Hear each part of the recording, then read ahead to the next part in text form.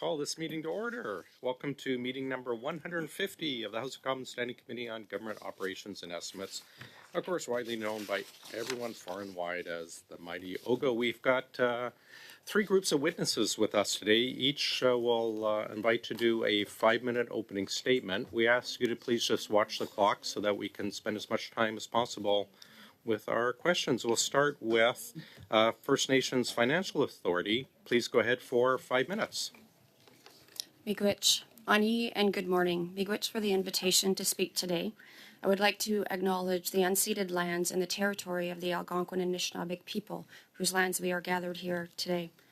My name is Jody Anderson, and I am the Strategy and Partnerships Advisor for the First Nations Finance Authority, FNFA, and a proud member of Couchiching First Nation located in Treaty 3.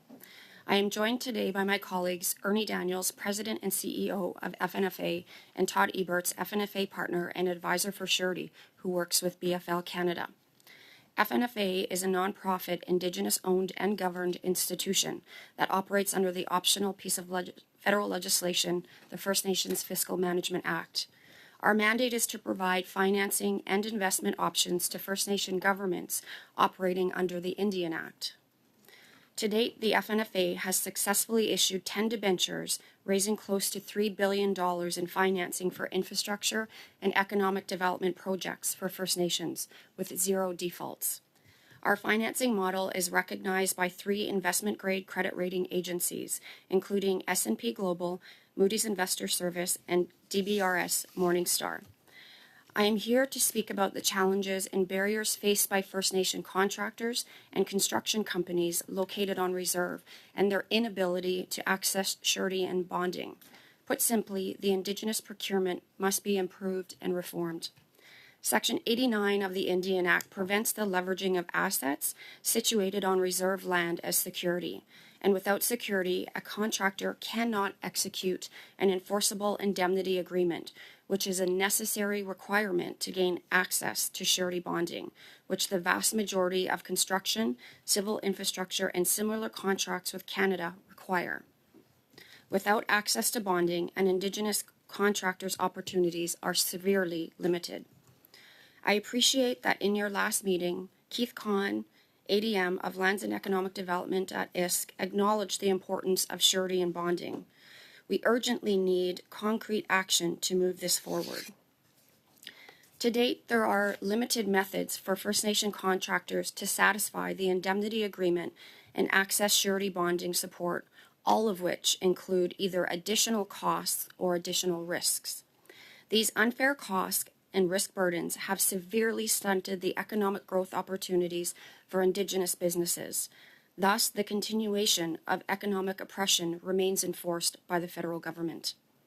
Many of these affected contractors have the capacity and character to execute these jobs flawlessly, but many Indigenous businesses are forced to create joint ventures to help access the needed capacity and capital, which further perpetuates the formation of unnecessary joint ventures and the vulnerability of misuse.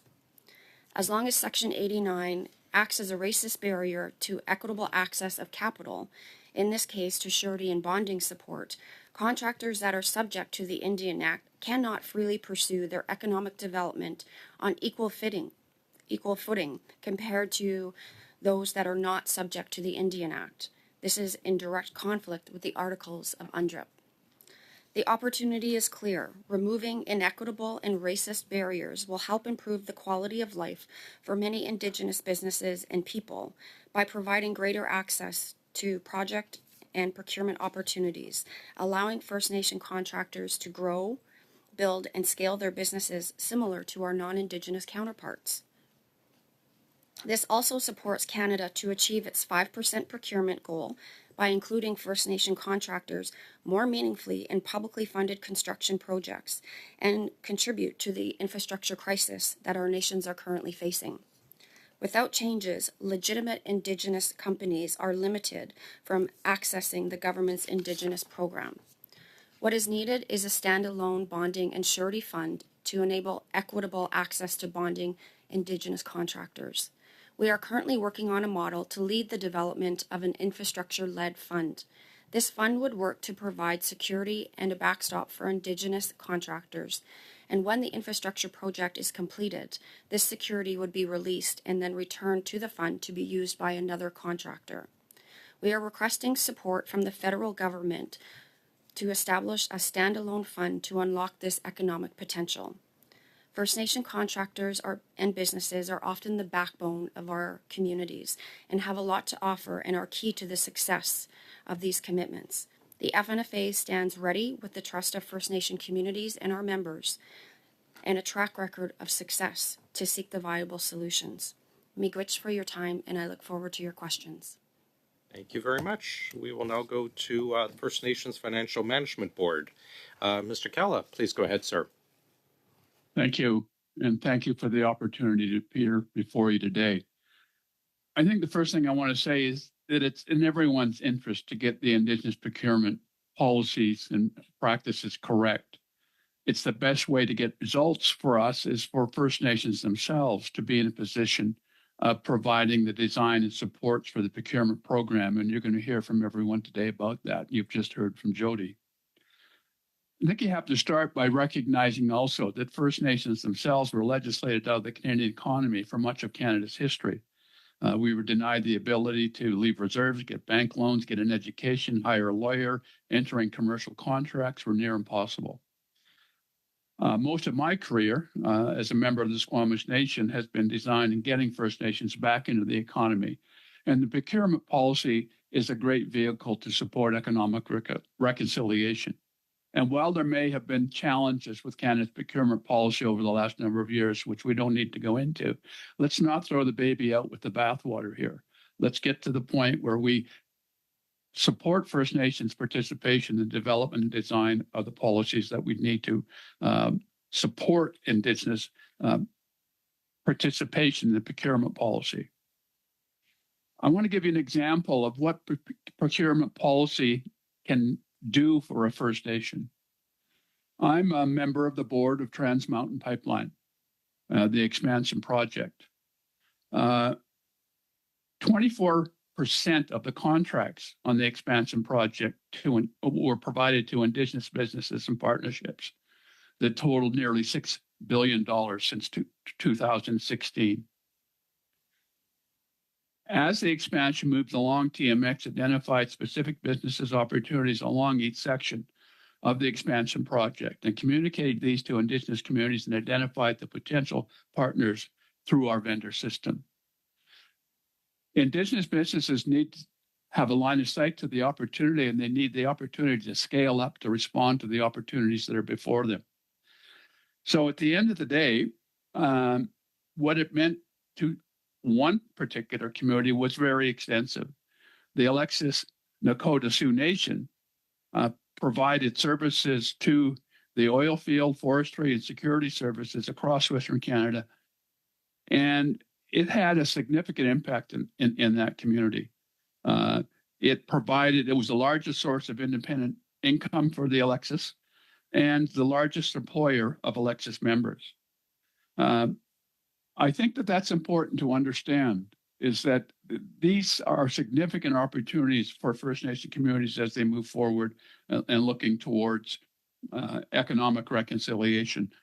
I think that we need multiple activities to take place concurrently. Jody spoke about the need for bonding. We need to improve the access to capital, I believe, of NACA to be able to support entrepreneurs and moving forward to scale up their business opportunities. So, it's always a challenge, I guess. The 5% target is a very worthy target, and I think we should do things that allow us to move forward in doing that. But supporting the creation of First Nation organizations and institutions, I think is going to be an important part of that. We've had under the legislation, the ability to stand up an infrastructure institute for 16 months, and we're still waiting to get that done. We have to start moving at the speed of business in the processes that we establish, and I look forward to the opportunity to do this. But in closing, I just want to say the Indigenous procurement program is an integral part of economic reconciliation. It needs to be supported. It needs, and the First Nation organizations like the ones you have today need to be supported. We need to look at the ways and means in which that can be achieved. And I know Jody didn't speak about it, but Ernie might. We want the ability to securitize federal capital transfers. That's going to be an important way of supporting economic reconciliation, is to support that whole process of bridging the infrastructure gap. Thank you. Thank you, Mr. Kella. We'll now go to Mr. Metatawabin, please, for 5 minutes, sir. Miigwech Misway, thank you to the Standing Committee. Shamitataban Dishin Hasson, Bihtabe Nochi, Mashkego in a nok and Ufahegon. My name is Shannon Metatawabin. I'm from Fort Albany, Ontario, and the Mushkegwa community has raised me. I want to say thank you to the Kitigan ZB community for allowing us to speak, to be here today. I'm the CEO for the National Aboriginal Capital Corporation, or NACA. In the 1980s, the government delivered an Indigenous business development lending program that was plagued by 85% losses. The program, that when it was transferred to Indigenous, it now celebrates 97% repayment rates. For over 35 years, NACA has championed Indigenous entrepreneurship through financing, training, and resources that foster success for Indigenous business owners. With over 56,000 loans deployed, totaling $3.3 billion, our network of 50-plus Indigenous financial institutions are committed to economic self-reliance.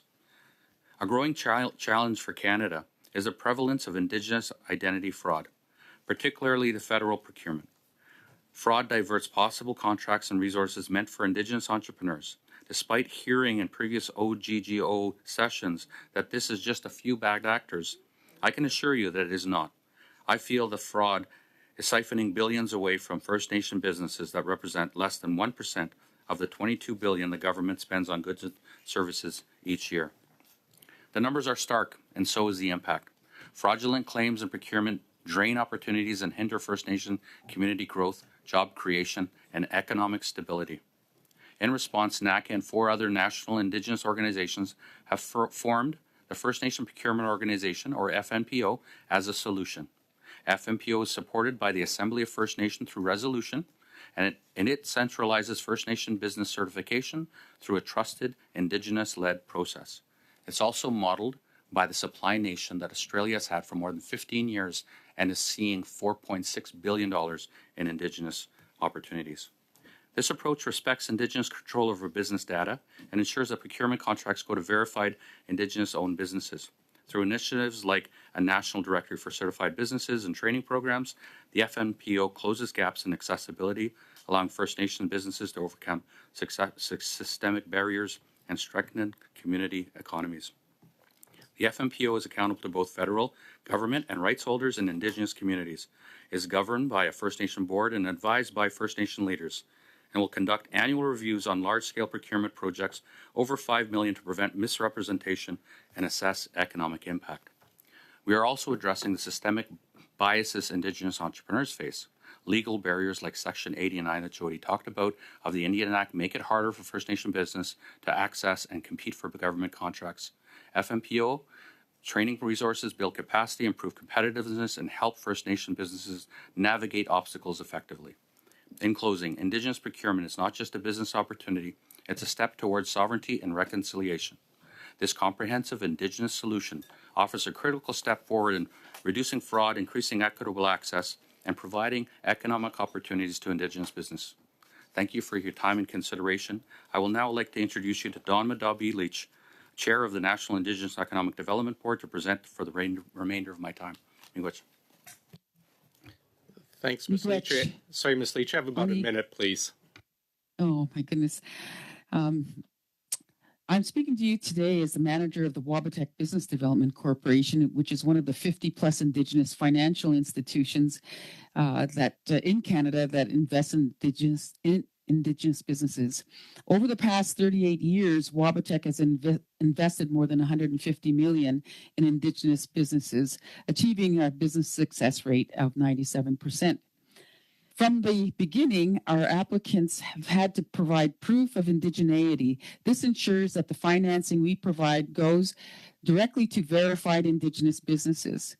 We have never accepted self-identification. I'm sorry, Miss Leach. I apologize. Yeah. I have to interrupt you. We're having a bit of problems with our translation.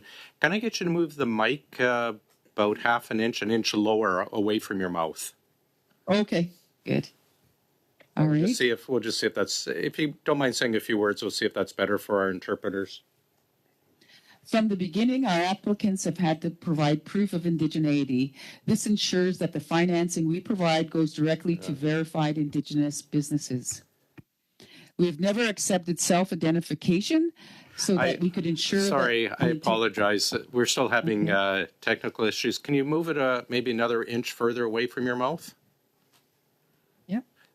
Thanks. We'll do our best. Cutting into my time. Yeah, your time's up already. Is this better?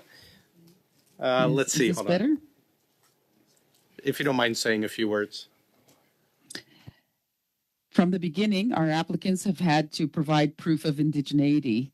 This ensures that the financing we provide goes directly to verified Indigenous businesses.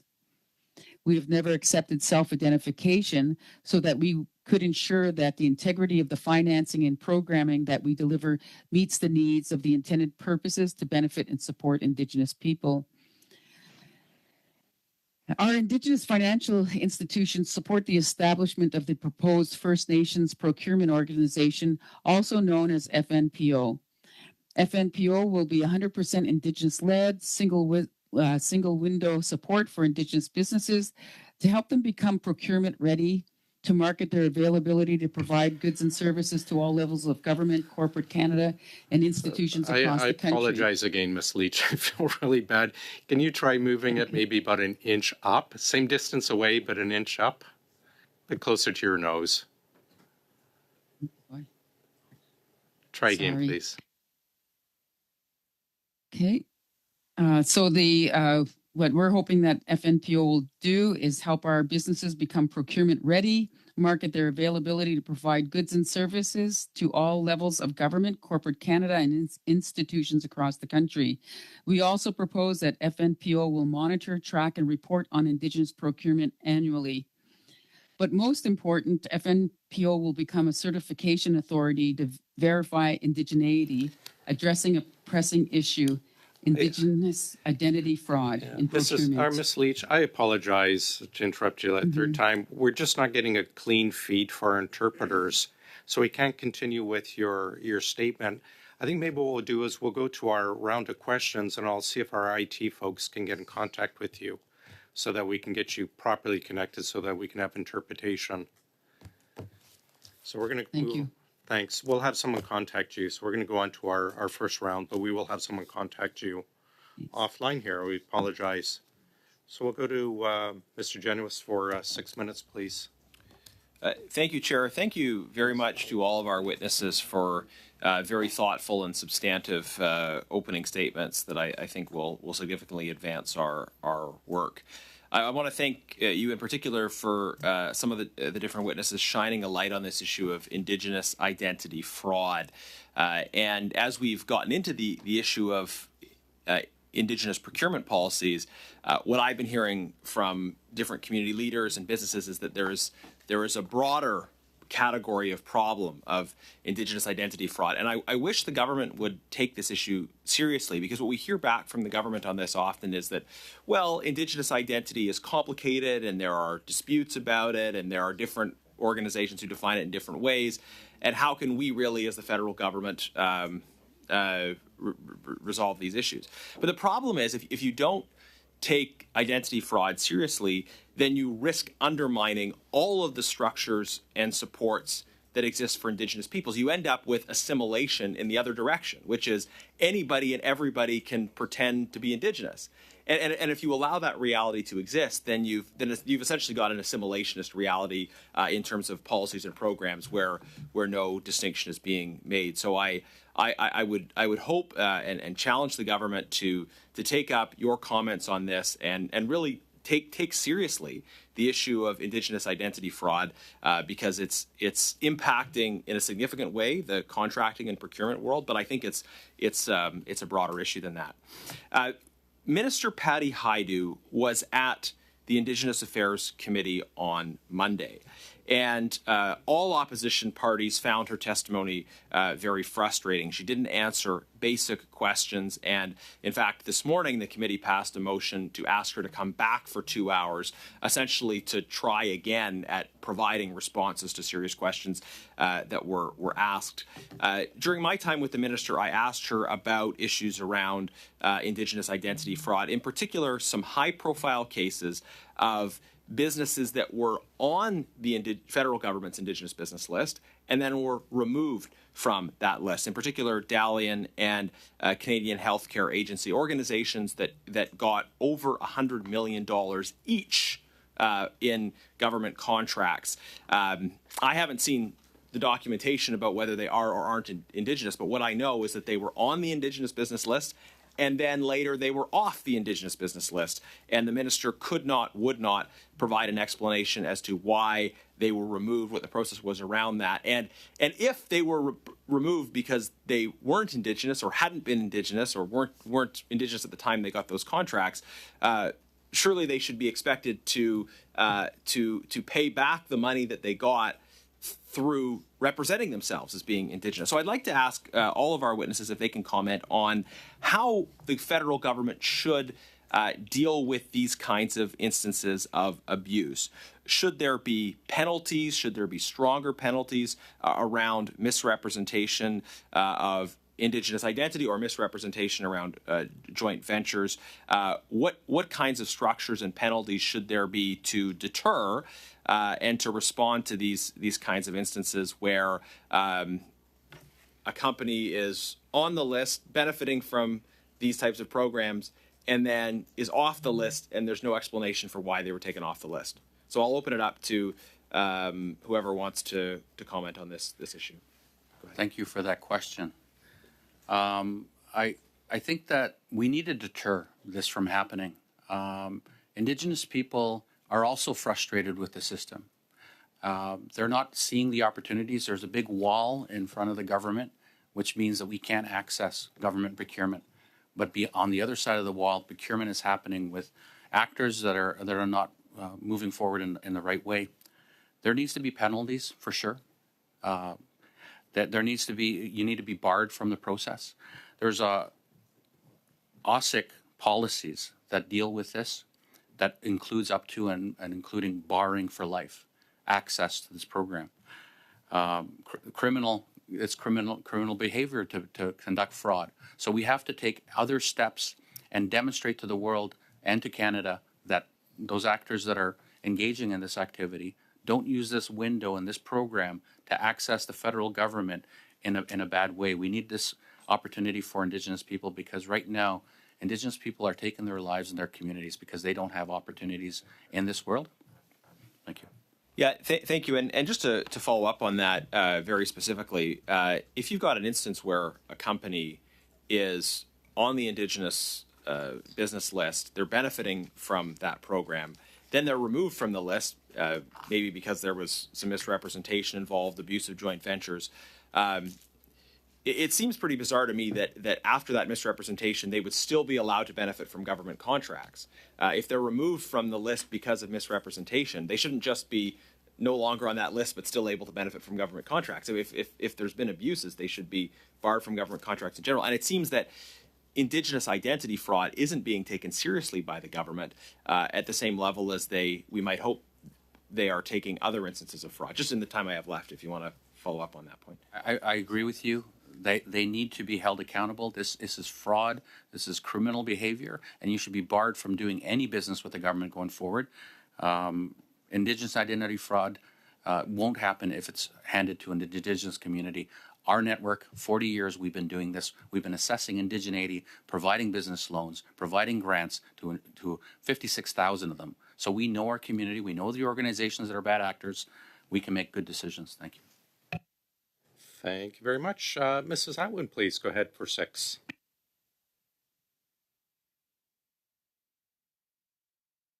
Sorry, you're muted.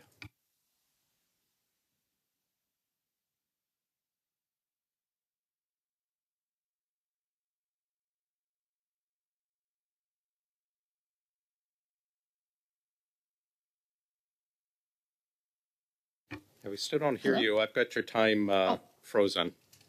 I think I'm Okay. back, Mr. Chair. Am I good? Perfect. Start from the beginning, please. Okay, thank you very much. And thank you very much for our witnesses for being with us to continue this very important conversation. And just right off the top, absolutely the Government of Canada takes identity fraud extremely seriously. This is an important, again, discussion that we're having today to get to the bottom of this, to improve and strengthen this very important procurement strategy that is indeed supporting Indigenous businesses and is a key pillar to economic reconciliation. So that's what this discussion is absolutely about today. And it's so important to hear from these witnesses with their background and expertise in this. I also really wanted to thank Ms. Anderson specifically in your opening. You provided very clear recommendations for us. I very much appreciate that we're putting forward solutions. I think that's really what we're all trying to get at here today. I'm going to move to Shannon Mitawabin. If I'm saying your name wrong, I apologize. So you mentioned the idea of a First Nations procurement strategy organization. And on September 24th, Regional Chief Joanna Bernard also told the committee that AFN and its partners are working on this. So we know that it's got First Nation Finance Authority, First Nation Financial Management Board, and National Aboriginal Capital Corporations Association all involved with this work, which is fantastic. Can you please provide an update on those efforts? What is it like working with all of those organizations, and what are kind of the steps moving forward, and how can we kind of see this organization come to fruition? I think what we try to do is start this process in a good way. So we received an AFN resolution in 2019 to provide us with the mandate to do planning for procurement with the federal government. So we've been doing that for 4 years with the federal government. It was called the Indigenous Reference Group at one time. Indigenous Services Canada rebranded the whole process and started another co-development table. We have tried to work with the government on this process. I've experienced delay after delay. AFN has provided us a second resolution in order to launch the organization. We have 5 Indigenous organizations that are collectively see the value in working together to stand up a new organization. We need to build the infrastructure, hire the people, and get this thing going. But we're having difficulty with Indigenous Services Canada supporting the initiative.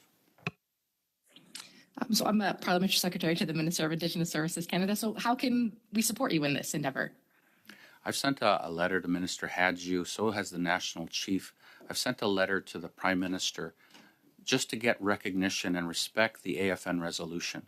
But at this point, we still haven't seen any response to that. And do you know if there are similar undertakings for Inuit and Métis partners? Yeah, because of the distinct programming that the federal government does, the other heritage groups are also trying to contemplate their own processes. But I'm hoping that this First Nation procurement organization will be ultimately in the future of an umbrella process that is best practices internationally. Great, thank you. And just following up on that as well. So I did notice that the Canadian Council for Indigenous Business runs Supply Change. It's a platform to promote Indigenous business procurement among buyers and suppliers, which is great. In February 2024, in a WindSpeaker article, the president of the council commented that a First Nations procurement organization may delay progress and create confusion by duplicating efforts. Could you respond to concerns about duplicating efforts, and to what extent would these initiatives overlap, or how would they differ?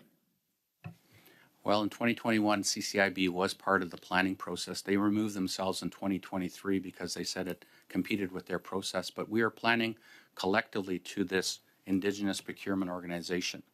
The Indigenous procurement organization is something that the rights holders in Canada have requested through resolution at AFN. We have 5 Indigenous organizations that have the capacity and the reputation to hold up and create this organization. This is what the federal government should do. Respect right holders, respect these organizations that want to create this so that we can have success in our community. Thank you. Great, thank you very much. And just to switch gears a little bit, I'd love to ask Ms. Anderson or Ms. Madabe Leach as well. Are there additional barriers for Indigenous women when it comes to business? If I'm not sure if I can still speak here. But I just want to say, yes, there are barriers. And right now, though, we have a program that is supporting the startup of businesses through a microloan for Indigenous women in Canada. And it provides $20,000 in financing to help them get started. But I think this is a perfect program because since it started, over nearly 500 new businesses have been started by Indigenous women in 5 years. That's over 100 businesses a year, and this is a small program, but it's making a huge impact, and it's delivered through the whole network of Indigenous financial institutions. So we know our clients best. We're able to, as I mentioned earlier, verify indigeneity of all the applicants and make sure that the funding goes to the people to which it's intended. And we're seeing women starting up in all kinds of different economic sectors. In fact, we now have 9% of our women earning revenues of in excess of $1 million a year, which is huge for us. So there's some really great impacts now in including Indigenous women in business. Thank you very much. And Ms. Anderson, if you'd like to add. Thank you. I'll leave my comments with Dawn Madabi and move on. She covered it very well. Thank you. Thanks very Great, much. thank you very much. Mrs. Vignola, please. Merci beaucoup, Monsieur le Président. Thank you, Chair, and thank you to our witnesses for being with us today. I have so many questions, you have no idea.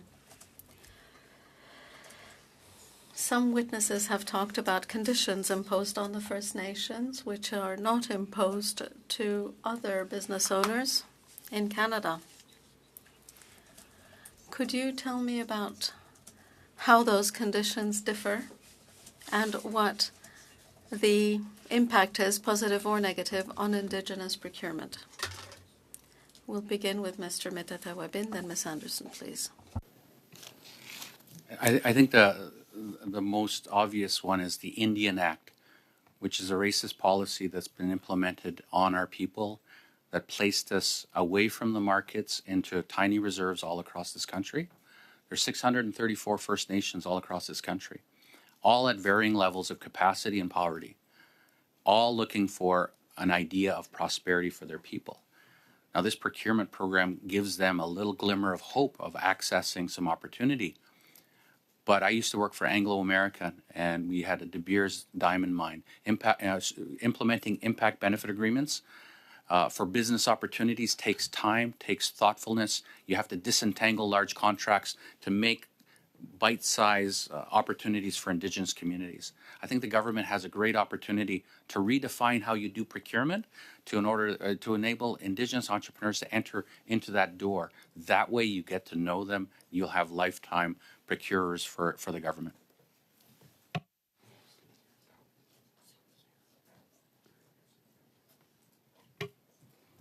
Thank you very much for your question. I would echo the impediments of Section 89 both hinder the development and the progress of, one, accessing capital and having the ability in this case to access surety and bonding. There is a cost to procuring a bid and submitting that into federal and public contracts and projects. The Indigenous contractors, while one door has been opened by the 5% procurement target, the second door remains closed because they cannot access surety and bonding. The cost to procure a bid is quite substantial.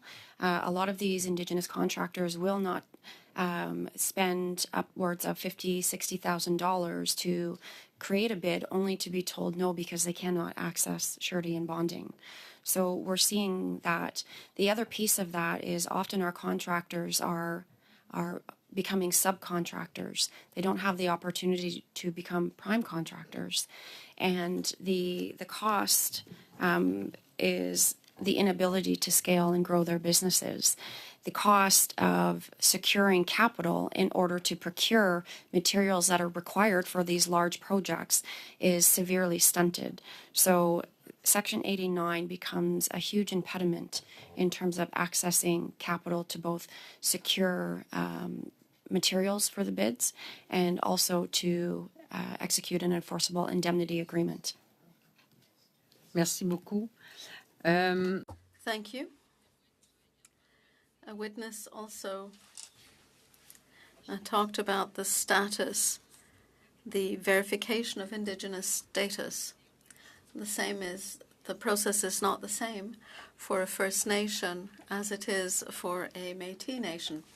Under the legislation, as of the second generation, your grandchildren and great-grandchildren are no longer being considered First Nations by the government. This is not the same for Métis. Does that have an impact on Indigenous businesses? And secondly, should the First Nations be responsible for stating and determining who is and who is not part of a First Nation? Should it be their responsibility rather than the federal government's? Mr. Medeta-Webin, please, and then your colleague. Community, our First Nation community, are the only ones that should provide citizenship to our people. It should remain with the communities and the organizations that represent them and that are stood up by them. That should be the only place that happens. And there are many challenges with indigeneity, with the Métis community, dealing with that right now. I'm not Métis myself, but I know that they have organizations that are defined as Métis through the Red River and other ones that are not. So the Métis are more of a mix of Indigenous and European, which is not the original definition of Métis, and that's being sorted out, I think, by their own community. But they should be the only ones that you ask. Thank you. Merci beaucoup. Thank you. There are few universities and higher education possibilities in First Nations communities, particularly remote and isolated communities. What sort of training and education should be provided in these communities so that children don't have to leave to get the education they need? We're out of time. If you're able to offer a very brief response, or perhaps we can get back to that next round. Well, I could just say that I was sent away to go to boarding school in a city away from my community. So having resources in the community is very important, and using the online ability of teaching like this would be beneficial to the community, but we still suffer from broadband access. Thank you.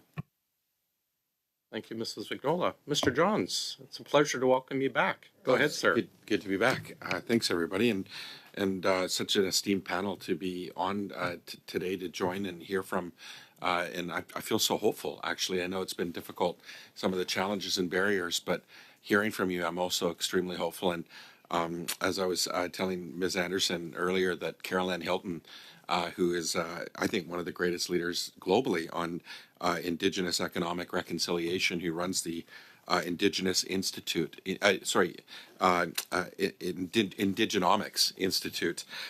She's from Heshkwit Nation, which is in my riding, and she's an incredible Nuu-chah-nulth leader. And so I'm really privileged to have heard her talk about the opportunity of creating $100 billion economic opportunity with Indigenous people in terms of procurement. And she talks about moving towards, and I'll read it, quote, systemic inclusion of Indigenous people in today's modern economy, which is such an important aspiration, and it's critical when it comes to reconciliation. Maybe, Ms. Anderson, can you give an evaluation of how close we are in terms of systemic inclusion of Indigenous people in today's modern economy? Thank you, Mr. Johns. That is a big question, and yes, Carol Ann has been doing wonderful work.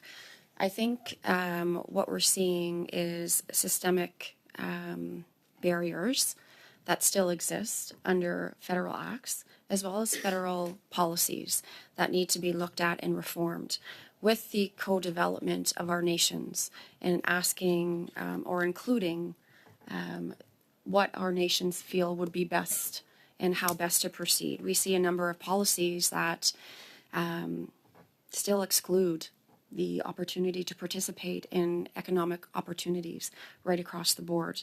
And in terms of how close are we, to addressing that, there has been a lot of work in a number of areas. We still have a long ways to go. In our work, we have done and chatted very closely with the Surety Canada Association to ensure that they are aware of a lot of these barriers and what is it they have come to us to say, how can we help, how can we support, remove these barriers from a public standpoint. So that continuous work needs to happen, and the inclusion of a number of bodies right across Canada. So you talked about some of those barriers, Section 89, and I think also I'd like to hear a bit more some of the barriers for Indigenous contractors on reserve versus off reserve, and how Section 89 comes into play and what needs to change. Thank you for that question. So I'll use a very simple example.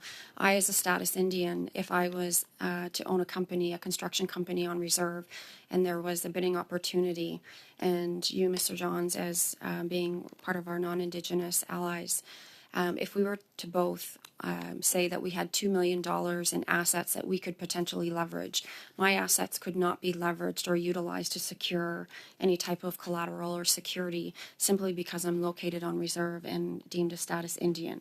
You, however, would have that ability, so it becomes inequitable right from the get-go. What we're asking is to have a backstop so that those assets could be earmarked and utilized through this fund so that we could both have equitable access to the bidding process. So not only does it create barriers to access the contracts, but also it forces a lot of Indigenous businesses on reserve to be subcontractors. Can you talk about how that limits the opportunities to scale when it comes to businesses and access capital to be able to grow that business?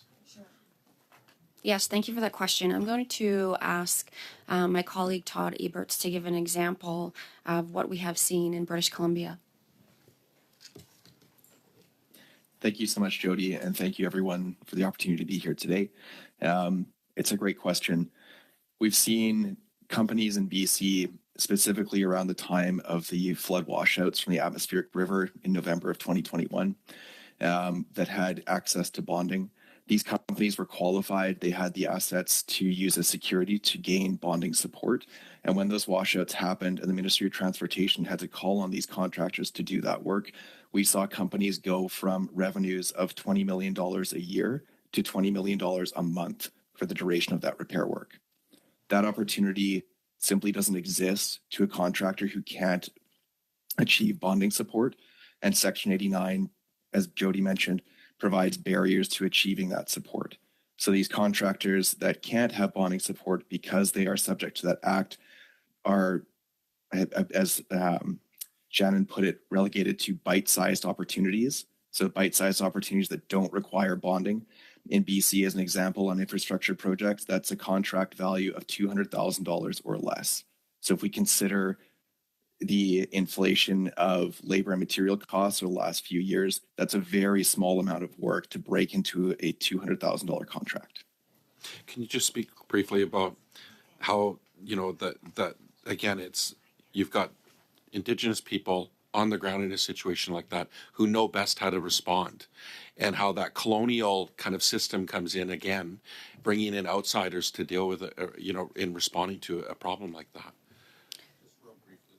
Thank you very much. We are seeing our communities have to watch non-Indigenous contractors come into our communities and do things like paving roads or the construction of buildings when we have the ability to execute with our own Indigenous companies, simply because bonding is a mandatory requirement for federal procured projects. Miigwech. Thank you, Mr. Johns. Before we start our second round, I think we've got Miss Leach's headphone worked out. We're going to just, if you'll bear with me, colleagues, we're going to spend 15-20 seconds. Maybe Miss Leach, she can say a few words and we'll see if our interpreters can hear you properly. Yes, I just wanted to reaffirm what everyone has been saying, and in terms of Indigenous involvement directly in delivering programs. We know what works best for our people, and whenever we've taken on programs, we've had more success as well in delivering those programs and helping our clients to obtain contracts and to grow their businesses to meet the needs in our communities. Is that working any better? So. We'll try. If anyone has questions for you, we'll do our best. I apologize. Oh, I feel so sad that I can't participate. Yeah. No, I understand. It's we run into this from time to time. We'll do our best. Mr. Genuis, please, for 5. Thank you, Chair. Mr. Metatawabin, are there any specific instances of abuse that you have seen that you would like to take this opportunity to share with us about? Well, we don't have the list. I've asked for access to the list so that we can begin to assist the government, start to certify the businesses that are on there, to assist you in finding the bad actors that you're looking for. I have the same list that the Global News came up with. And I've had 2 entrepreneurs sit in my office and tell me their story about how they were part of Nisha, and they were part of Pure Spirit, I believe it's called, and how they were sold the opportunity to make a lot of money by being part of a process that never materialized. The non-Indigenous owners of the company took all the benefits, and they were left standing with nothing. So there are a lot of opportunities to dig into the list, but of the 10 that the Global News looked at, 7 of them are questionably not Indigenous. So if you use 70% as your indicator of the entire 2,500 list that they do have, then you're seeing that there's a huge challenge, and it needs an immediate audit, and it needs to be an audit that includes us, because we need to certify a list when it transfers to us anyways. Okay, I'm going to try to cover a few different things in my time, but just very quickly back to you, sir. Would you support then the proposal to have the Auditor General do a comprehensive look at this and make recommendations? If they know who's Indigenous and who's not Indigenous, I'd say yes. Okay. But it's got to include us. Right. Okay, fair enough. Ms. Anderson, in the context of your recommendations around access to capital, would you be able to comment on the Alberta Indigenous Opportunities Corporation model and how that has impacted Indigenous business in Alberta? Thank you for the question. We at the FNFA have not had the opportunity to do a partnering with the AOIC as an acronym. However, my understanding is that they are doing good work, that they are very happy with being recapitalized or in the addition. I would default to Mr. Calla or Mr. Daniels if they have any further comments on this. Does anybody else want to weigh in on that as a model? Well, it's Harold Calla. I'll start and invite Ernie to join me. Access to capital requires the cooperation of both provincial and federal governments. Section 91 and Section 92 of the Constitution have complicated the relationship between First Nations and the provinces and what has been provided to the provinces by the federal government. And so it's important that both the provincial and federal governments have a line of sight to the value of creating opportunities for economic development for First Nations that have impacts on provincial and national economies. Access to capital is the biggest barrier to doing that. And it's in both governments' interest to ensure that First Nations are in a position where they can get access to some of the initial capital that's required, particularly for larger projects. So it is very successful. It's a model that's being emulated by other provincial governments across the country. The issue that you have is every government is going to have to come to grips with the order of magnitude of the economic opportunity before First Nations. And so the $3 million or the $5 million, those are but a drop in the bucket of what has to eventually be provided. Thank you. Can I just jump in? And there may be others that could comment after I do, but I think a really important piece of this is in terms of improving access to procurement for Indigenous businesses, we have to look at what the barriers are and have been. You can't just set a target and say, job done, right? You have to say, what are the various barriers that have prevented opportunity in the past? So access to capital, the bonding issue, inequalities in terms of access to education are things that I've heard a lot about from Indigenous businesses.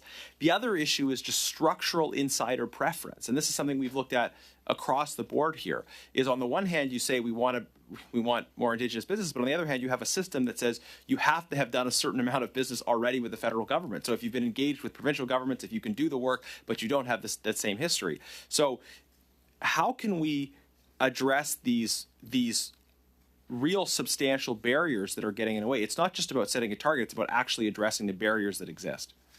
I apologize, there's not enough time left for a response. Perhaps we'll get to our next round. We'll go to Mr. Batiste. Welcome back, sir. Thank you for having me. And I want to jump into the conversation around what do we do moving forward. Now, as a status Indian, and I'm coming to you from the Eskasoni First Nations Mi'kmaq community today, when we look at procurement for First Nations or under the Indian Act, a status Indian, it's pretty cut and dry. I have a status card. That means I'm Indian under the Indian Act. It's pretty easy to determine that, even though I've got problems with the Indian Act and I've written op-eds on this and I've had our government look at opening up how we determine that, because it's my firm belief that nations should decide who are part of their nations. But I'm wondering, since you're the experts, you've been doing this for 30 years, more than that successfully. Harold, Jody, Shannon, we've had conversations. How do you determine who is a Métis or an Inuit under your organizations? Or to Dawn, if I can. If I can add to this, we've worked for 3 years on building a definition of Indigenous businesses. And so we have worked with the diverse heritage groups to establish what do they consider as the proper sources of the indigeneity. So for on this national Indigenous definition of Indigenous businesses, we do have organizations and communities specifically that we go to verify that indigeneity. And we have identified, for example, that for the Inuit claims, they have a process there for identifying who Inuit people are. Of course, recently they've had to update the process because there have been some breaches in terms of people getting through and being recognized. And we know as well that the Métis are working towards finalizing how they can also work on this, because currently we recognize the organizations that were members of the Métis Nation of Canada and our National Council, Métis National Council, and the Métis National Council is changing its membership. So that's something that the Métis are working towards and determining who their membership is. And that's we're awaiting those results. So is it fair to say that this is an evolving topic when it comes to Métis and Inuit identity, and that there is no one criteria that's currently available to any organization to simply determine this? Well, I think there is. We know that the Inuit Can you share it people, with us? Yes, for example, the ITK, you can go to ITK, the Inuit Piarisit Anatomy, and what they could do is they provide you with the proper claims group to speak to verify an individual's Inuit status, I'll say. But we know that right now there's discussions around Nunatukevoot and determining their eligibility as a Inuit organization.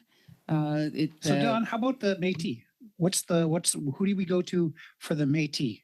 In terms of if I'm in the Atlantic and if someone claims that, well, I'm a member of the Eastern Woodland Métis that, doesn't have federal or legal definition, how does one go? Where does one go? They're not recognized as Métis in the Atlantic. Yeah, that's exactly what I just said.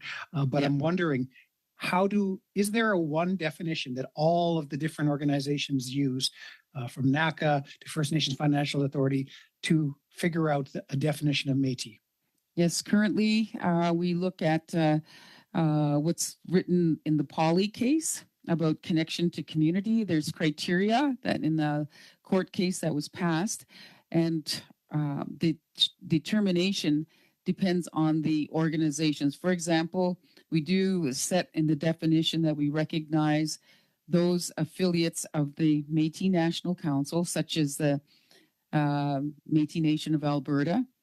We know that the Manitoba Métis Federation has done extensive work on identifying who a Métis, Red River Métis are. So there are groups that we've identified in the definition who we would go to determine whether or not there's their membership or their citizen who applying for business programming is eligible. So we go directly to the source to verify and to ensure that they meet the definitions of community as set out in the Poly court case. What if it's a Métis Nation of Ontario? I apologize, BC? Mr. Batiste, but we are past our time.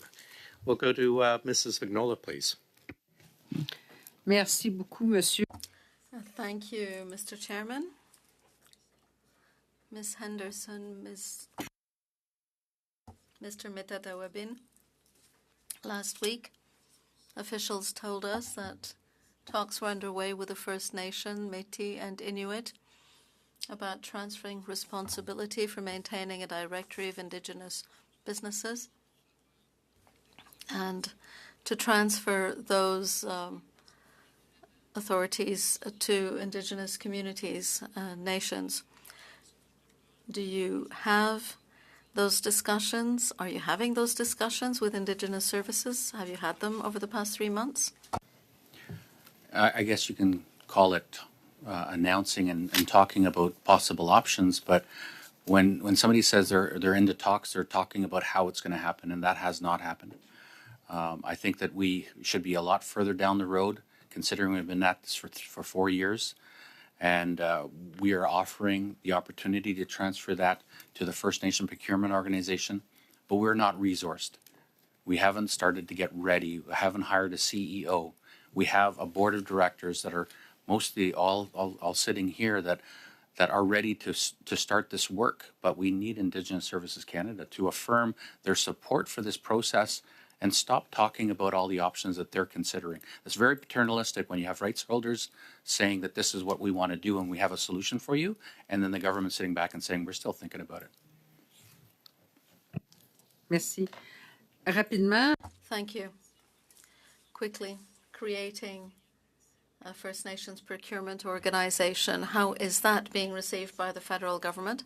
And how is that organization going to make it possible to deal with Indigenous procurement-related issues, particularly Indigenous funds?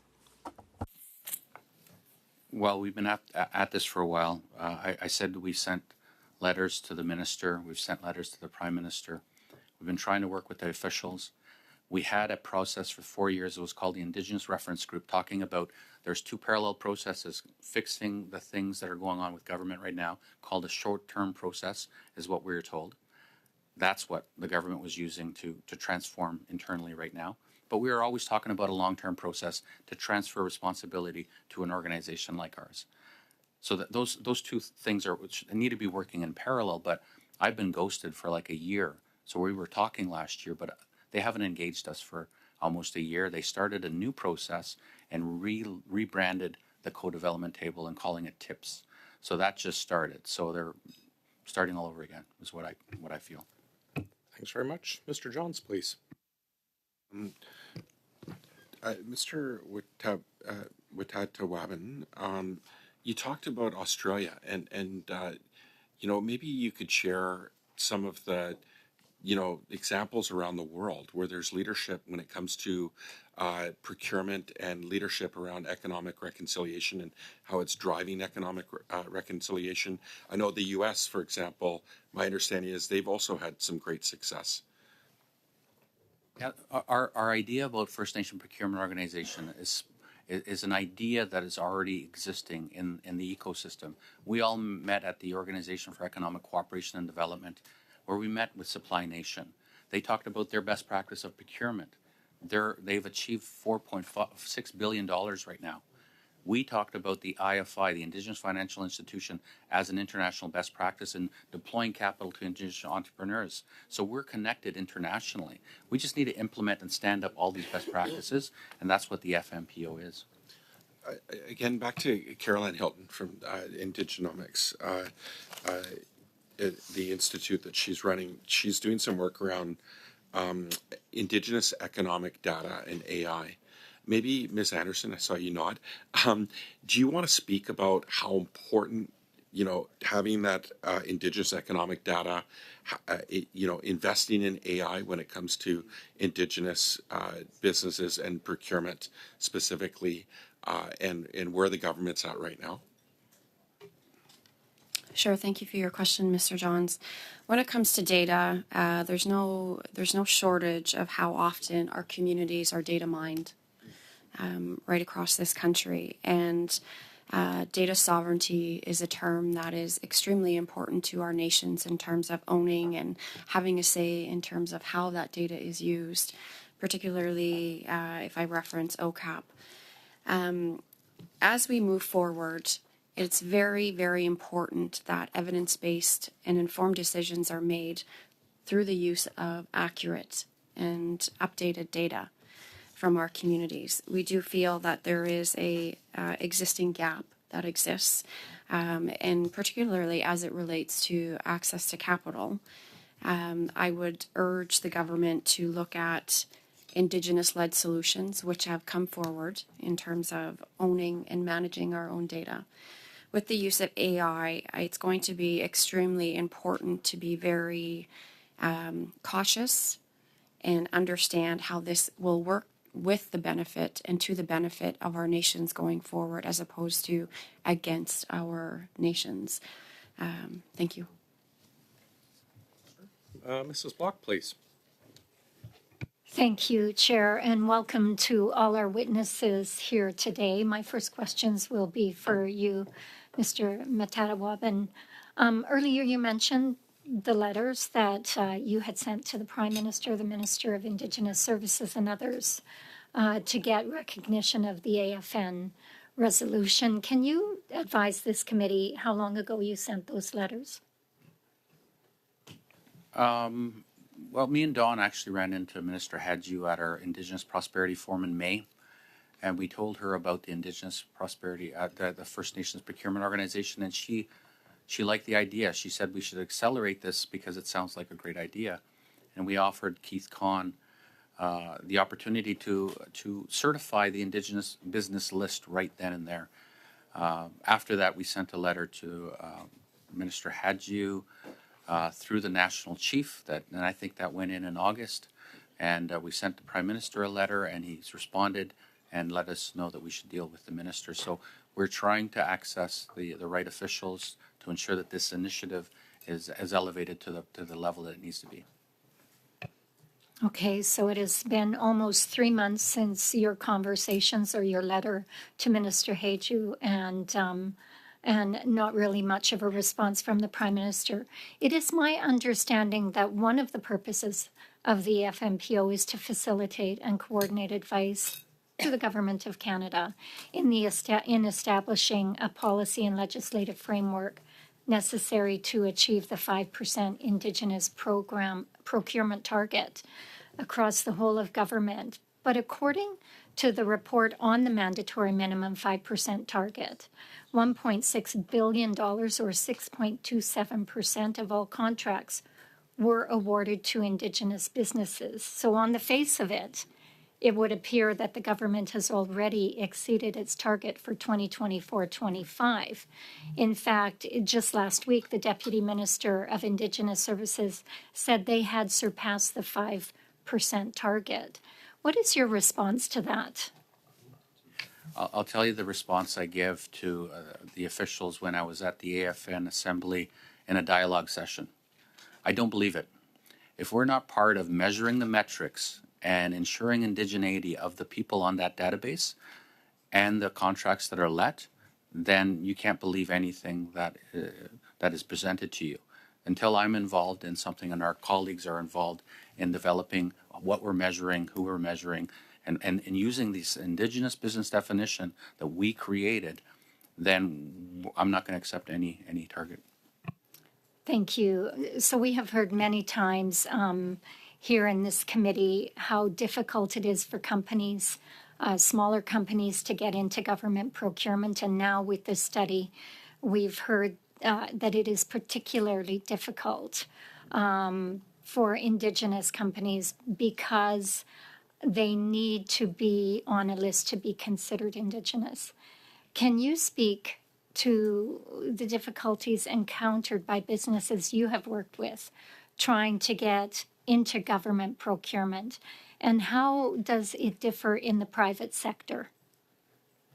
Well, I used to deliver business loans more than 25 years ago. I used to work for Dawn.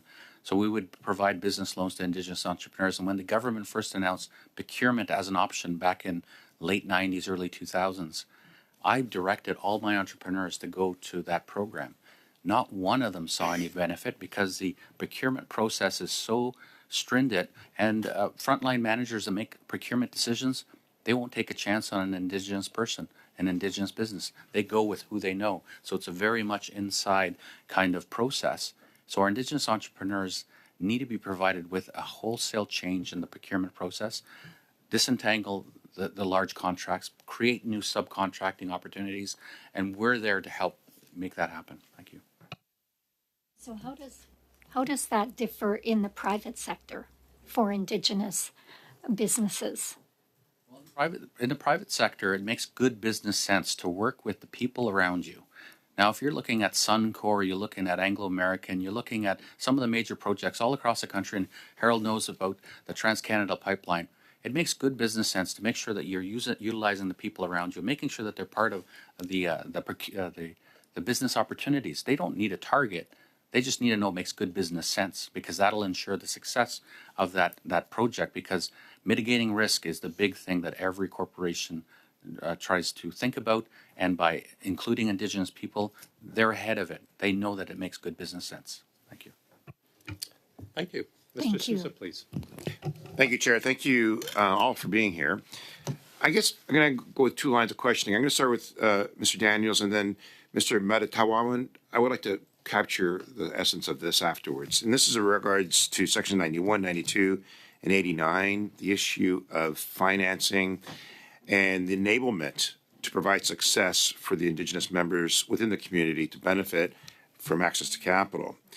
So if I understand correctly, Section 89 was provided to protect the ownership, right, of the properties, to ensure that lenders and others wouldn't be able to then utilize collateral and then realize on that security, presumably to the detriment of the members of the community, if those particular ventures were to go awry. And of course, a lender will look at the capacity of the issue as well as the collateral in order to base their decision. Hence, we have this matter at hand. So, Mr. Daniels, can you explain how this came to be and what has been some of the issues with private lenders to support these contracts or these opportunities?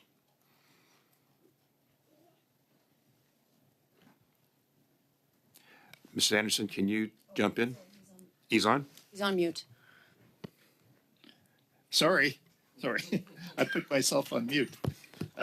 Yes, thank you for the question. A really important question to consider. Yeah, the Indian Act is a real barrier to some of our Indigenous businesses, First Nations businesses, to get really attract the good financing or even get surety bonding if they're bidding on contracts. So that's one of the that is a problem for sure.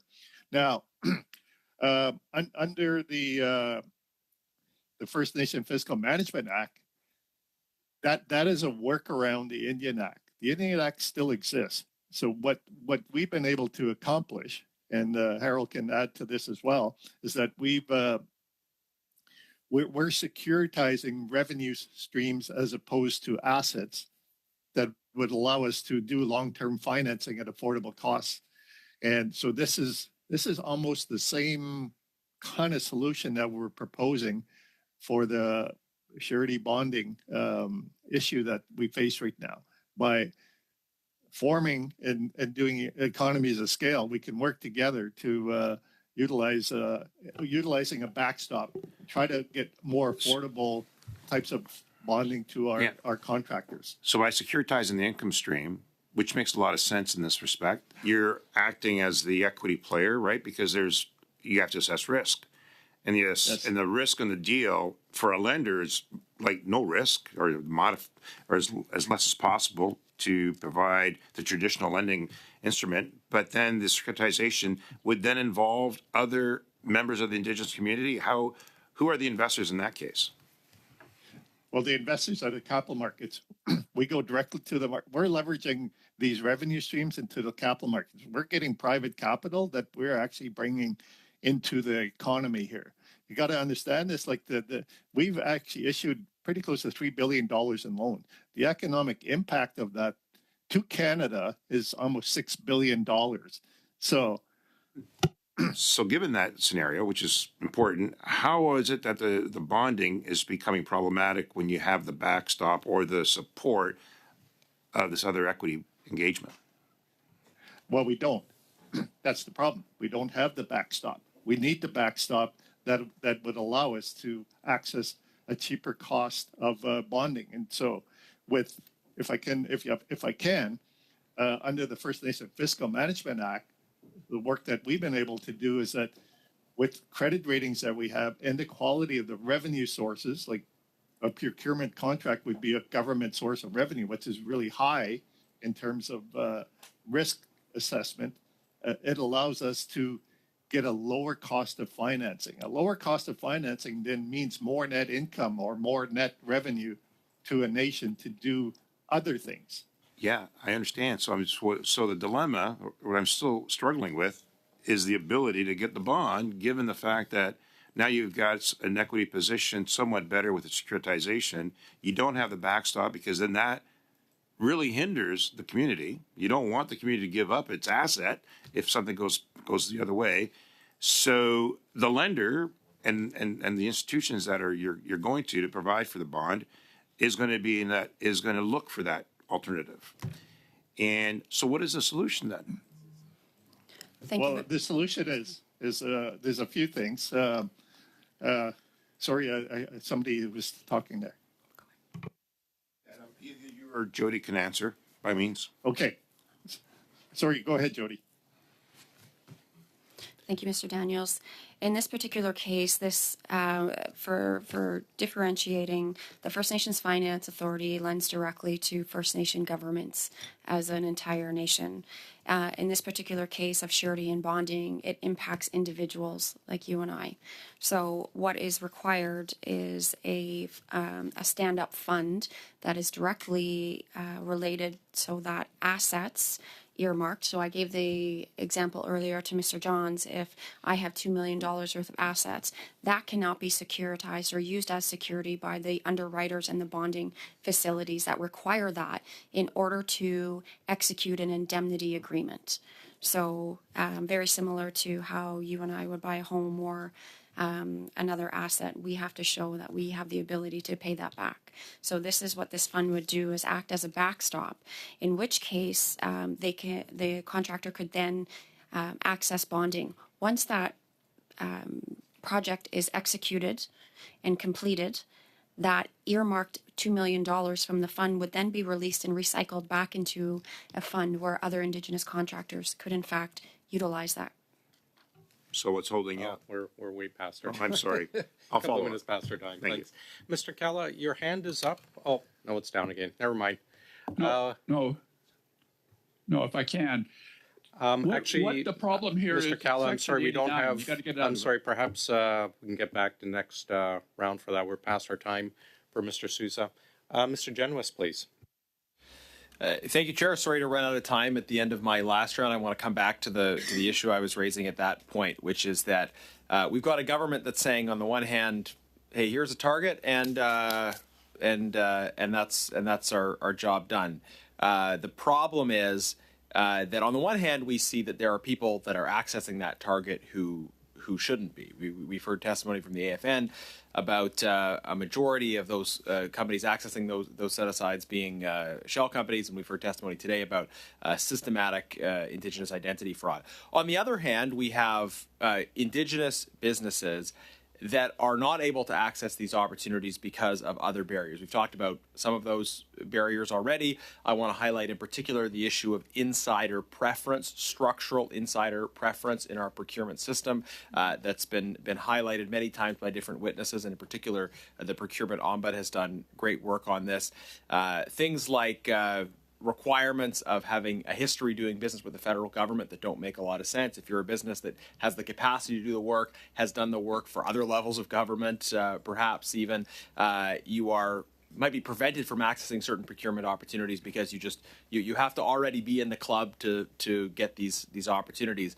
And there's various other structures that we've identified. Sometimes it looks like these structures are actually purpose built to allow a facially independent bidding process to actually be directed towards certain companies. And we saw with the Arrive scam issue cases where a case pointed out by the Auditor General where GC Strategies sat down with government officials to figure out what the terms of that contract would be. So what is the impact of insider preference, and how can this issue in particular be tackled? Open it up to whoever wants to talk. We've got about 3 minutes left of my time, and I'll let you take the rest of it.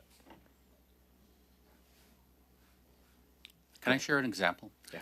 So there's a company in Ontario, First Nations Procurement Incorporated. Matthew Al created a manufacturing facility during COVID. There was all talk about Indigenous procurement. We're suffering from a major event. And he invested in creating a manufacturing facility on a First Nations, trained and employed 50 people from that community. There's no bigger social impact than actually putting a business right on a First Nation to impact their incomes. Not one procurement contract. He had to have 1 million masks sitting just to be eligible. But because of this insider process and not being a known entity, was not. He was promised by different politicians that you do it and it'll come, but he has lost out. He is harmed by this whole process, and we have to stop that harm. There's Indigenous entrepreneurs looking to change their lives, bring prosperity to our communities. We need to change this process so they can get in. Thank you. I'd love to hear from others on the insider preference issue as well. We've got some time. I'll speak to the matter of surety and bonding. In this case, I, again, as a status Indian, if I'm living on reserve, don't have the ability, which forces me to create a joint venture with somebody else who can, in fact, access surety and bonding. This perpetuates the, not always, but sometimes, the misuse and the misrepresentation of funds that are set-asides for Indigenous people. Again, getting back to looking at preventative measures of fraud, these are systemic issues that currently exist. We cannot have monies going to Indigenous businesses that are unverified. And if you think about it in the terms of a credit rating, I will never have an opportunity to grow, scale, and have my business known because I'm constantly having to create a joint venture simply for the fact of ease and ability and affordability of capital and capacity. There's been a lot of talk today and previously about abuse of joint ventures. I wonder if, in terms of thinking about the targets and being honest with ourselves, we should evaluate those joint ventures a little bit differently. Like if we're trying to get to a specific target, we should acknowledge that if there's a joint venture where some of the benefit may be going to Indigenous company, a lot of the benefit isn't. Counting that fully as being towards the 5% of it seems a little bit misleading, because if most of those 5% are joint ventures, then we're actually much further behind in reality. I'd be curious for your comments on that. To be clear, not all joint ventures are done illegitimately and are done in bad faith. However, this creates a potential loophole for perpetuating the misuse and misrepresentation of funds that are set aside and in fact earmarked for Indigenous businesses. So preventative measures are definitely something that we need to look at. The policy in which to have the ability to get on the Indigenous Business Directory is something that we hope to be consulted with, so that we as Indigenous people can have a say in terms of how this impacts our folks.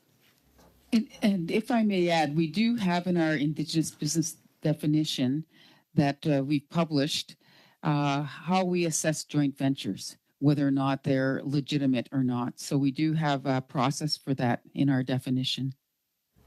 Thank you very much. We'll go to Mrs. Atwin, please. Go ahead. Thank you, Mr. Chair. Is my sound coming through okay? I thought I would check before I begin. There was some feedback last time. Give us 2 seconds. Can you keep speaking, please? Yep. I've got some noisy kiddos that just came home who are very excited for Halloween. So you might hear them in the background as well, but hopefully that's not the interference that we've got going on. Are your children saying they're saving candy for the chair? I could arrange for that, Mr. I Chair. think that's what I'm seeing is going to be in the blues. Oh, you're good to go ahead. 5%, Mr. Chair. Yeah. Okay, perfect. Thank You're you good very to much. go ahead. Thank you. And perhaps I'll just begin. Mr. Kella, I know you wanted to jump in there with a previous question. Did you want to elaborate on anything that was said so far? Yeah, thank you. I'm, as an Indigenous person, frustrated by our continual approach to work around the Indian Act. I think it's high time we start looking at how we get rid of the Indian Act. We have a whole series of opportunities that First Nations have taken advantage of, from Mr. self-government Kella, agreements to I treaty apologize negotiations. to interrupt. Can you lower your mic maybe a tiny bit? How's that? Just keep going, sir. Yeah, what I'm saying is that we need to focus on not working around Section 89 ultimately, maybe in the short term, but we have to find a longer term solution that moves us outside of the Indian Act, particularly when it comes to economic development and finance and capital. So, and I think we lose sight of that. I've been involved in a lot of years in moving around the Indian Act and trying to avoid it. But ultimately, it doesn't result in equality between ourselves and non-Indigenous Canadians. And I think we need to eliminate, as Ernie has said and others, we need to eliminate Section 89. And sometimes there's optional approaches that need to be considered to achieve that. Thank you. Thank you very much. And I want to thank you as well. I mean, I know you've given your life's work, to ensuring that, as you said, Indigenous communities are back, in economic development. And so, I mean, how are we doing? As you said, you've seen a lot over the years. I know you worked a lot through the First Nation Fiscal Management Act. Could you speak to that experience and kind of where we've come? Well, I think we've come a long way. But in coming a long way, we started to identify the further impediments that we face. And those have been clearly identified here today. I think where we're at is understanding that government has a role to play. And they're starting to play that role. But I can tell you, we started talking about a federal loan guarantee in 2012 under the former government. Why does it take 15 years to get to the point where you're starting to acknowledge these kinds of things exist and the barriers and they need to change? Government has the role to play, but in many cases, it's getting out of the way. Looking at how you make legislative changes and acting at the speed of business. As you can't have these conversations ongoing and ongoing and ongoing that require policy analysis and development in perpetuity. sometimes you just got to make a decision and move forward and understand not everything's going to be perfect all of the time. But if you look at the outcomes, you just look at what the Finance Authority's been able to achieve, what the Tax Commission has been able to achieve. Look at the Fiscal Management Act itself. We now have over 350 of the Indian Act bands involved in the FMA. We're producing capacity development in First Nation communities that enhance the ability of those First Nations to support their membership. So it is First Nation solutions work. The FMA is the most successful piece of legislation we have. And so when we start talking about procurement organizations and other vehicles, look at the success of those institutions that we've created and understand that we will be able to. And part of it is bringing those things into being. You know, we passed legislation 16 months ago to create an infrastructure institute. It's still not up and running. That's not acceptable. You got an infrastructure gap. The economic impact to the regional and Canadian economies by bridging that gap is immense. So government has to act. It has to act more quickly. It has to respect First Nation solutions have proven themselves to be valid, and they need to get out of the way. Thank you very much, Mr. Calla. That's it for me, Mr. Chair. Thank you very much. We'll go to Mrs. Vignola, please. Merci beaucoup. Thank you, Chair. I don't have much time. I have a comment which I'll try to make as concise as possible. I'd like both your views on what I'm saying. This is personal. It involves only myself. I think it's absurd for one nation to tell another nation who is or is not a member of that nation. It is absurd for the federal government to be telling the First Nations, Inuit and Métis, who is part of their nation. It is absurd for the federal government to be preventing you from developing and being independent on your own lands. I think the solutions provided by your nations, the nations that are subject to the repercussions of federal government policy, the solutions you propose are systematically ignored. That's absurd. It is absurd that nations should be treated like minor children by other nations who are being paternalistic and have been acting that way even since 1760.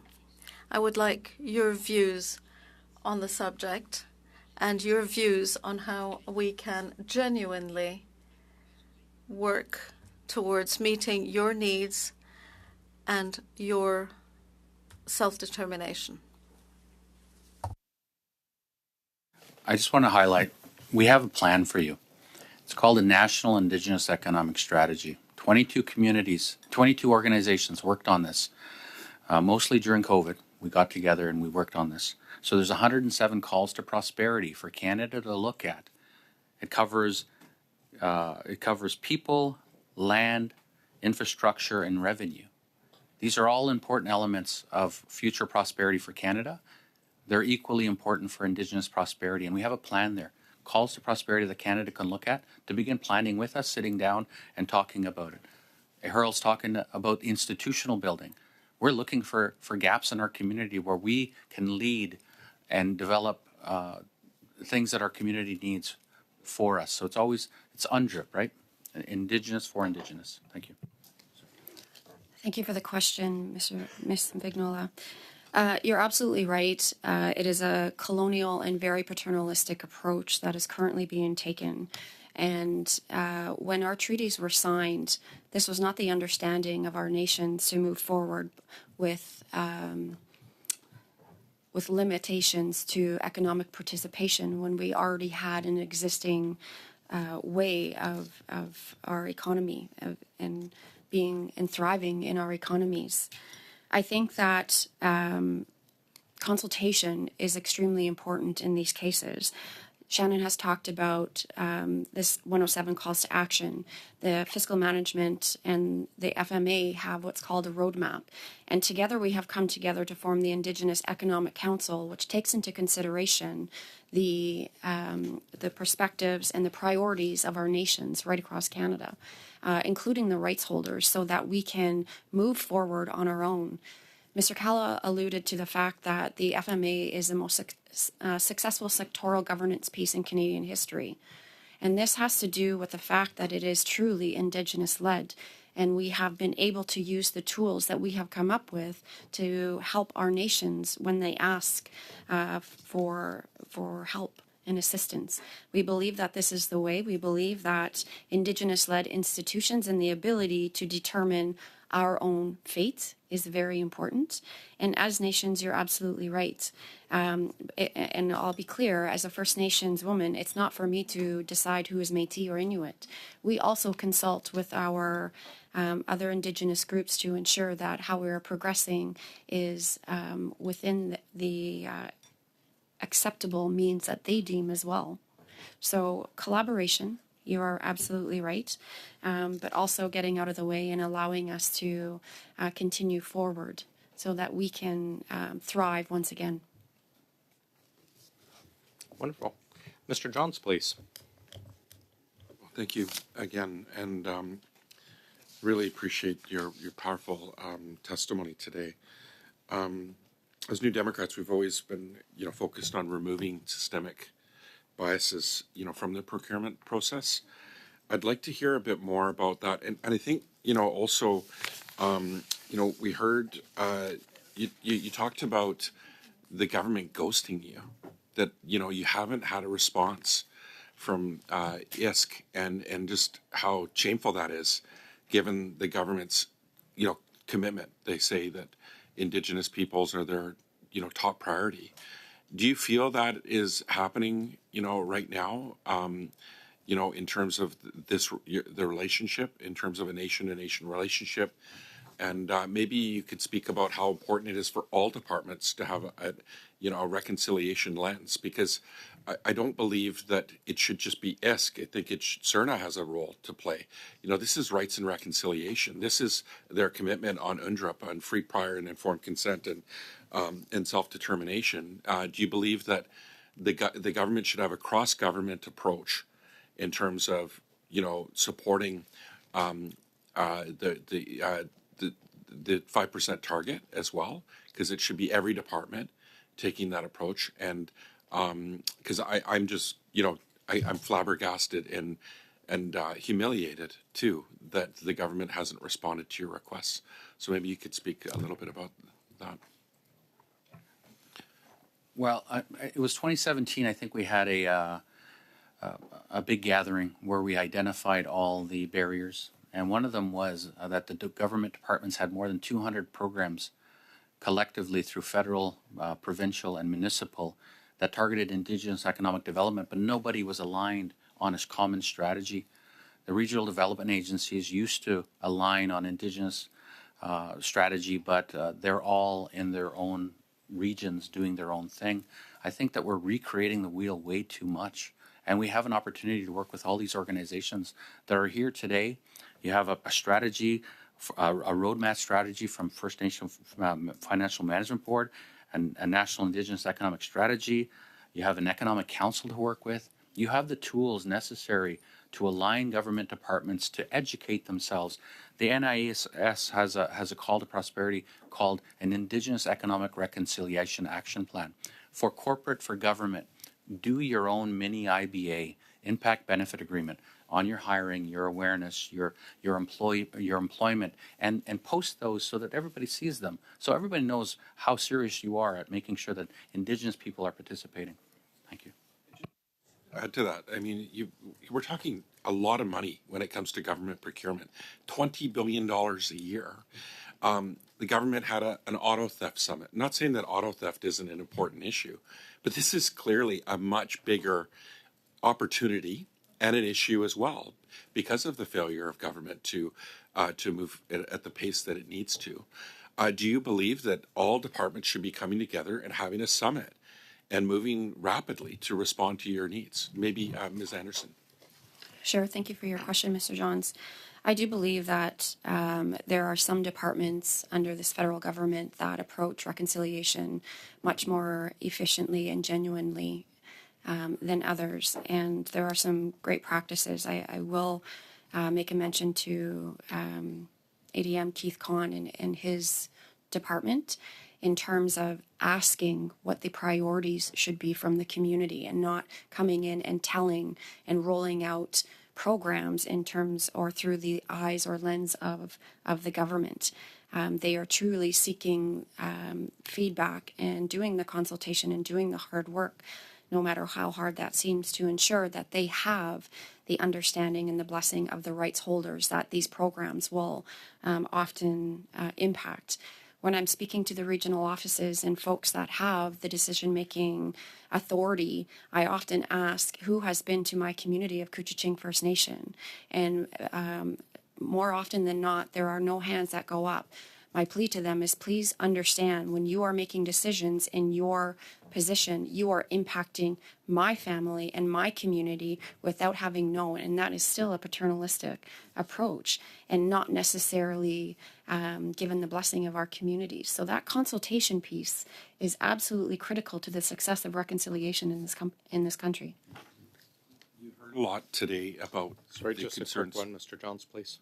Sorry? Just quick, please. Okay, with the bottler situation that happened with Dalian, and Rita Cadet said, she fears that Dalian's procurement policies are another example of monetization and theft, using the trauma of marginalized communities. And can you talk about how much harm that caused? And I believe it's fraud that they hired. Bottler didn't want that. They didn't know that they were being used like that, and that they were totally opposed to being used as a set aside because they knew that they didn't qualify. So they were calling it out. They were coming forward. But can you talk about how much harm that created, and in terms of capacity building as well for companies? I apologize, but if you're able to give a brief response, I know it's difficult, Sure. but if you're able to offer a brief one. I would go back to the building of capacity and financial literacy in our nations and having the ability to spot these illegitimate companies and asks and close these loopholes right from the onset. Thank you. Mrs. Kusi, please. Thank you very much to all of our witnesses for being here. My name is Stephanie Kusi. I'm a member of Parliament for Calgary-Midnapore, which is the land of Treaty 7, as well as Métis Region 3 for Miigwech. So Miigwech for your presence here today. I wanted to continue on the stream of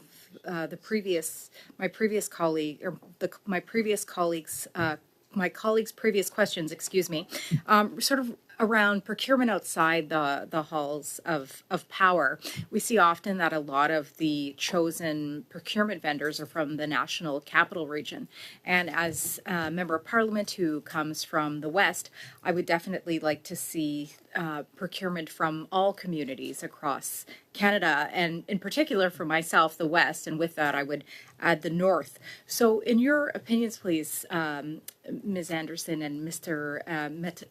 Metatawaban, what policies are needed to ensure that all regions are included in procurement procedures, please?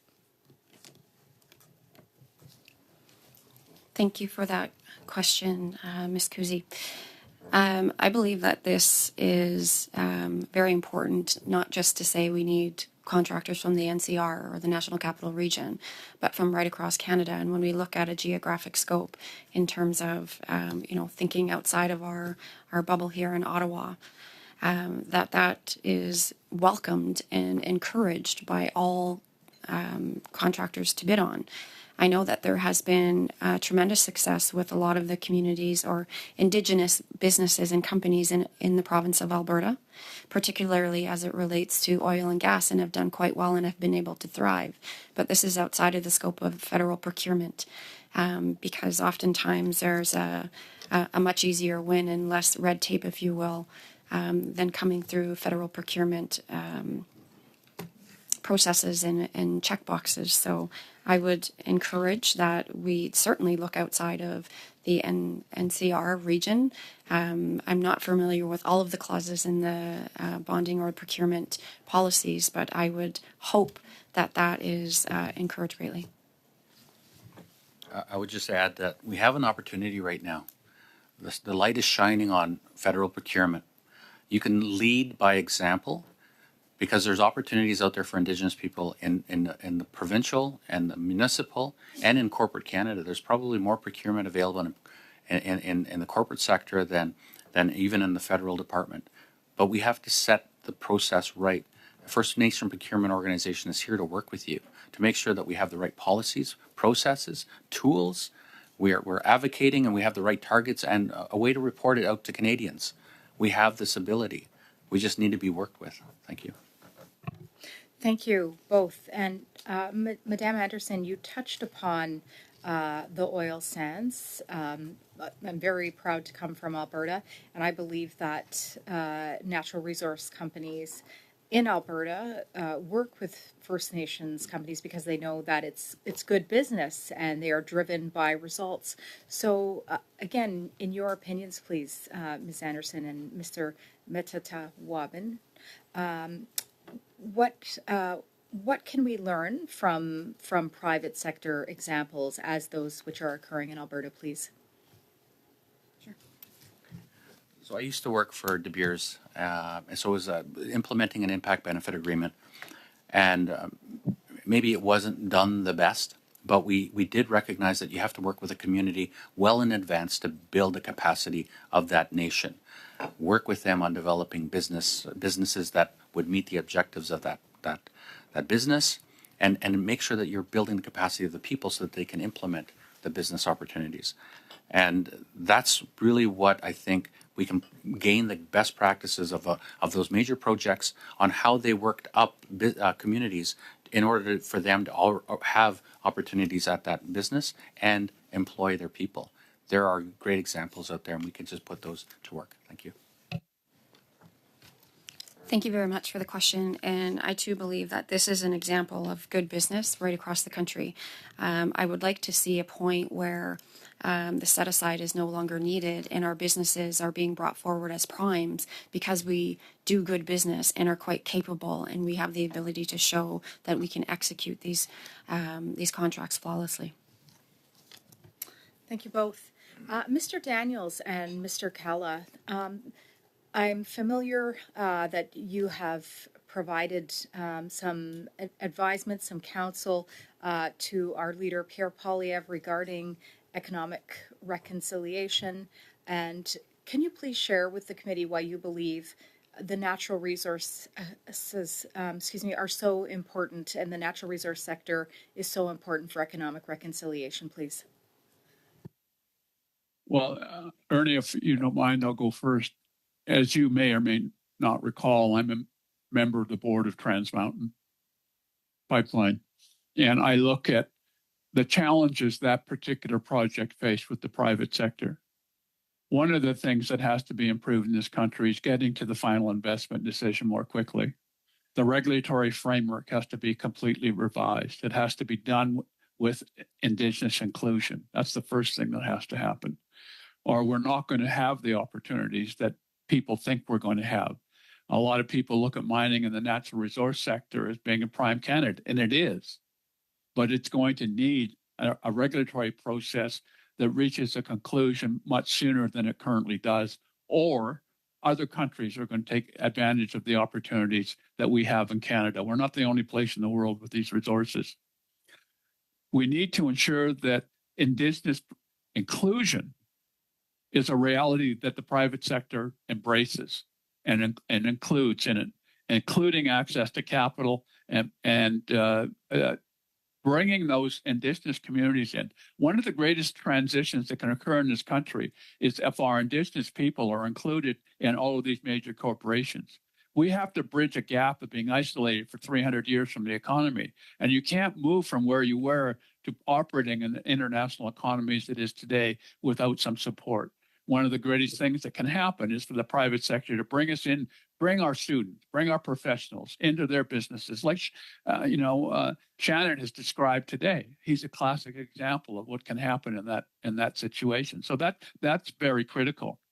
But I think accepting the reality of there needing to be First Nation inclusion in economic development, and we can all have different opinions about the various legislative pieces and court decisions. But the reality is First Nations are going to have a say in this country about our ability to harvest natural resources. And let's just get over the attempt to avoid that, embrace it, and engage in process that yield for outcomes. Everybody jumped up and down about the Trans Mountain Pipeline until it opened up. And now everybody's saying, when are we going to build the next one? Because of the economic impact to Alberta, and I know it. I mean, we have to get to the point where Indigenous and Trans Mountain made a business decision that it would include them from the very beginning. And they were ahead of the curve of everybody else. That's now the standard. And if you look, I would encourage everybody to go and look at the ESG report of Trans Mountain because it really identifies how we embrace the concept of economic inclusion. So I think that has to happen more broadly, and it is going to happen, or we will lose opportunity. What happened in British Columbia in 2008 is going to happen in 2024 to the natural resource mining extraction sector if we don't embrace access to capital, inclusion, and the regulatory framework. Thank you very much. We'll finish with Mr. Batiste, please. Go ahead, sir. Thank you very much. And just quickly, I think that we can all agree that economic reconciliation is important. I think we all agree that, because of colonial policies, because of the Indian Act, that, Indigenous communities haven't received their fair share of opportunities. Would you all agree that, having an Indigenous carve out for procurement, for other things is an important step towards achieving economic reconciliation? And I need you to be very brief because I have a follow-up question on that. It's critical, Harold. Absolutely critical. I concur that's really important. You have to open a door in order for people that were excluded to enter so that they can start participating. Thank you. I also agree. Thank you. Thank you for that. And the reason I asked that question is because my fear is that some are using this procurement study to say, well, it can never work. It's not working, and we should stop this. We should make cuts.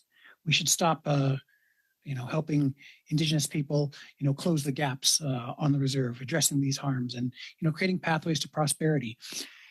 But I also know that whenever there's money for Indigenous people, as a First Nations person, there's always been those who are willing to take advantage. I mean, if you watch the Martin Scorsese movie Killers of the Flower Moon, you could see even when Indigenous people inherit great wealth, there are those who will do whatever they can to get their hands on that wealth. So, how do we stop the abuses?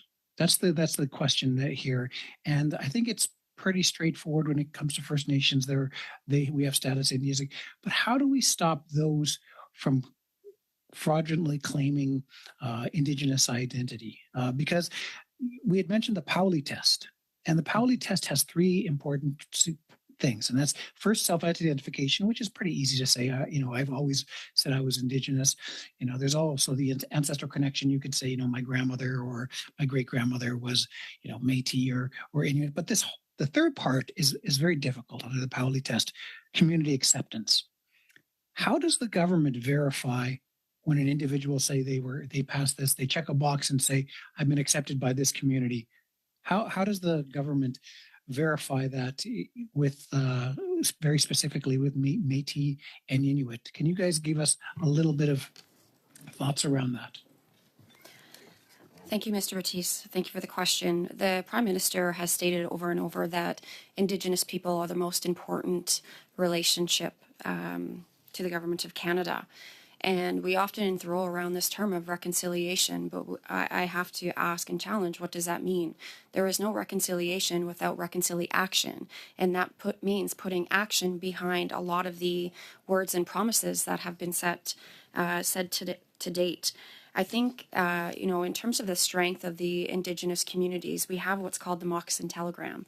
And this is a very powerful tool that we use in terms of stewardship of our communities and our people and our businesses. We have the ability as First Nations people and as Indigenous people to reach out to the communities to indeed verify. And this has been done in the past, particularly with academic people and other key folks that are claiming to be Indigenous.